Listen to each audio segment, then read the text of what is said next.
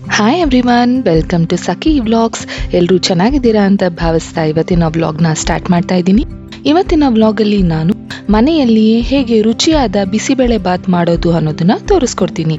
ಈ ವಿಡಿಯೋನ ಎಲ್ಲೂ ಸಹ ಸ್ಕಿಪ್ ಮಾಡದೆ ಪೂರ್ತಿಯಾಗಿ ನೋಡಿ, ಹಾಗೆ ಸಖಿ ವ್ಲಾಗ್ಸ್ನ ಸಬ್ಸ್ಕ್ರೈಬ್ ಮಾಡಿ. ಮೊದಲಿಗೆ ನಾನು ಒಂದು ಮೀಡಿಯಂ ಸೈಜ್ ಗ್ಲಾಸ್ನಲ್ಲಿ ಅಕ್ಕಿನ ಹಾಕೊತಾ ಇದ್ದೀನಿ.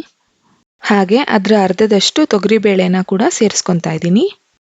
ಈ ಎರಡನ್ನು ನೀರಿನಲ್ಲಿ ಒಂದು 3-4 ಸರಿ ಚೆನ್ನಾಗಿ ತೊಳೆದಿಟ್ಕೊಂಡಿದ್ದೀನಿ. ಇದಕ್ಕೆ ನಾನು ತರಕಾರಿಗಳನ್ನ ಹಾಕೊತಾ ಇದ್ದೀನಿ.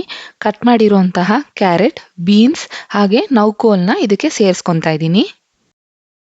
ಒಂದು ಸಣ್ಣ ಕಪ್ನಲ್ಲಿ ಹಸಿ ಕಡಲೆ ಬೀಜನ ಹಾಕೊತಾ ಇದ್ದೀನಿ. ಜೊತೆನಲ್ಲಿ ಹಸಿ ಬಟಾಣಿ ಕೂಡ ಸೇರಿಸ್ಕೊತಾ ಇದ್ದೀನಿ. ಇದಿಷ್ಟನ್ನು ಕುಕ್ಕರ್ನಲ್ಲಿ ಕೂಗಿಸ್ಕೊಳ್ಳೋದಕ್ಕೆ ನೀರನ್ನ ಸೇರಿಸ್ಕೊತಾ ಇದ್ದೀನಿ. ಹಾಗೆ 1 ಟೇಬಲ್ ಸ್ಪೂನ್ ಆಗುವಷ್ಟು ಸಣ್ಣ ಉಪ್ಪನ್ನ ಬಳಸ್ಕೊಂಡಿದ್ದೀನಿ. ಹಾಗೆ 1 ಚಿಟಿಕೆ ಅರಿಶಿಣದ ಪುಡಿನ ಕೂಡ ಸೇರಿಸ್ಕೊತಾ ಇದ್ದೀನಿ. ನಾನಿದನ್ನ 1 ವಿಷಿಲ್ನ ಕೂಗಿಸ್ಕೊಂಡಿದ್ದೀನಿ. ತರಕಾರಿ ಎಲ್ಲ ಓವರ್ ಕುಕ್ ಆಗಬಾರ್ದು, ಈ ರೀತಿ ಸಾಫ್ಟ್ ಆಗಿ ಬೆಂದ್ರೆ ಸಾಕು. ಈಗ ಬಿಸಿಬೇಳೆ ಬಾತ್ನ ಒಗ್ಗರಣೆ ಮಾಡೋದಕ್ಕೆ ಇನ್ನೊಂದು ಪಾತ್ರೆನ ತಗೊಂಡಿದ್ದೀನಿ.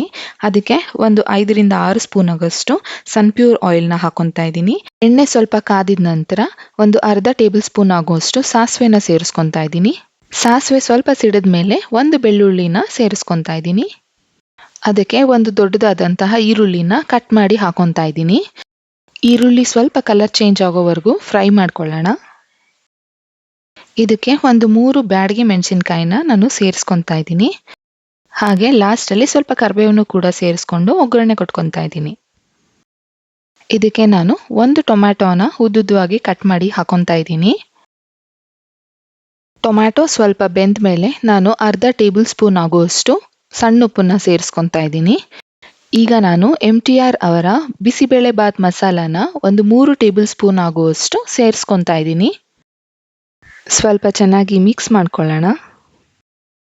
ಇದಕ್ಕೆ ನಾನು ಒಂದು 3 ಟೇಬಲ್ ಸ್ಪೂನ್ ಆಗುವಷ್ಟು ಹುಣಸೆ ರಸನ ಸೇರಿಸ್ಕೊತಾ ಇದ್ದೀನಿ. ಹಾಗೆ ನಿಮಗೆ ಬಿಸಿಬೇಳೆ ಬಾತ್ ಯಾವ ಕನ್ಸಿಸ್ಟೆನ್ಸಿಲಿ ಬೇಕೋ ಅಷ್ಟು ನೀರನ್ನು ಕೂಡ ಸೇರಿಸ್ಕೊಳ್ಳಿ. ನಾನಿಲ್ಲಿ ಸ್ವಲ್ಪ ಬಿಸಿ ನೀರನ್ನ ಹಾಕೊತಾ ಇದ್ದೀನಿ. ಇವಾಗ ನಾನು ಆವಾಗಲೇ ಕುಕ್ ಮಾಡಿದಂತಹ ರೈಸ್ನ ಇದಕ್ಕೆ ಸೇರಿಸ್ಕೊತಾ ಇದ್ದೀನಿ. ಎಲ್ಲ ಚೆನ್ನಾಗಿ ಮಿಕ್ಸ್ ಮಾಡ್ಕೊಳ್ಬೇಕು, ಯಾವುದೇ ರೀತಿ ಲಂಪ್ಸ್ ಆಗದೆ ಇರೋ ಹಾಗೆ ಚೆನ್ನಾಗಿ ಮಿಕ್ಸ್ ಮಾಡ್ಕೊಳ್ಳೋಣ. ನೋಡಿ, ನಾನು ಈ ಹದಕ್ಕೆ ಮಾಡ್ಕೊಂಡಿದ್ದೀನಿ. ಇನ್ನೊಂದು ಸ್ವಲ್ಪ ಗಟ್ಟಿ ಬೇಕು ಅಂದರೆ ನೀವು ಸ್ವಲ್ಪ ನೀರನ್ನ ಕಡಿಮೆ ಬಳಸ್ಕೊಳ್ಳಿ. ಇವಾಗ ನಾನು 1 ಟೇಬಲ್ ಸ್ಪೂನ್ ಆಗುವಷ್ಟು ಬೆಲ್ಲದ ಪುಡಿನ ಸೇರಿಸ್ಕೊತಾ ಇದ್ದೀನಿ. ಇದು ಆಪ್ಷನಲ್, ನಿಮಗೆ ಇಷ್ಟ ಇಲ್ಲ ಅಂದರೆ ಸ್ಕಿಪ್ ಮಾಡಿ. ಲಾಸ್ಟಲ್ಲಿ ಸ್ವಲ್ಪ ಕೊತ್ತಂಬರಿ ಸೊಪ್ಪನ್ನ ಕಟ್ ಮಾಡಿ ಸೇರಿಸ್ಕೊತಾ ಇದ್ದೀನಿ.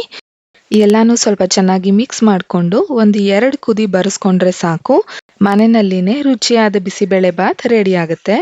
ಈ ರೆಸಿಪಿನ ನೀವು ಬೆಳಗಿನ ಟಿಫನ್ಗಾದ್ರೂ ಮಾಡ್ಕೊಳ್ಬೋದು ಅಥವಾ ಮಧ್ಯಾಹ್ನದ ಊಟಕ್ಕಾದ್ರೂ ರೆಡಿ ಮಾಡ್ಕೊಳ್ಬೋದು. ತುಂಬಾನೇ ಈಸಿಯಾಗಿ ಮಾಡ್ಕೊಳ್ಬೋದಾದಂತಹ ರೆಸಿಪಿ.